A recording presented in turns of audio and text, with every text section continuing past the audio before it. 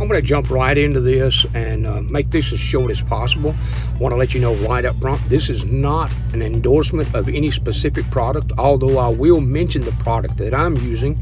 This is just to give you some information so that you can make an educated choice if you decide to get a cell phone booster. And I'll tell you why you may need one and why you definitely don't need one. Let me start off by saying that if you run east of 55, there's really no reason at all for you to get a cell signal booster for your truck. There's just no reason.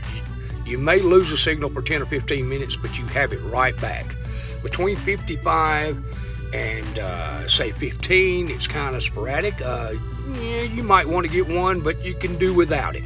But if you get over and you run the Western 11, run up through Nevada and Utah, back roads of Arizona, California, Oregon, and Washington, Montana, yes, there's a need for a cell signal booster out there. And again, it depends on where you run. I run a lot of back roads in that area, and there's times where I don't have a signal for 2 and 3 hours at a time.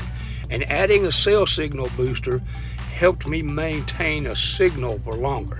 Now, having a cell phone booster doesn't mean that you're not going to drop signals.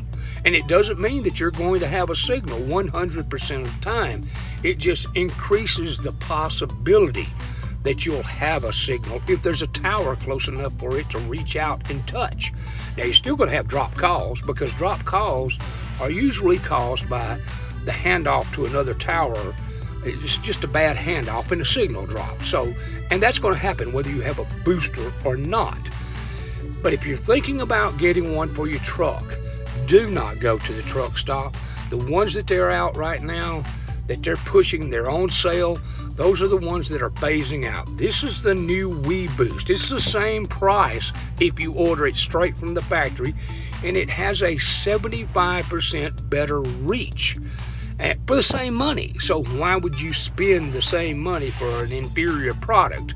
Again, the truck stops are there for your convenience. The manufacturer can have it to you within 2 to 5 days, depending on where you live at. So it's not a big issue. If you're going to spend the money, buy this generation.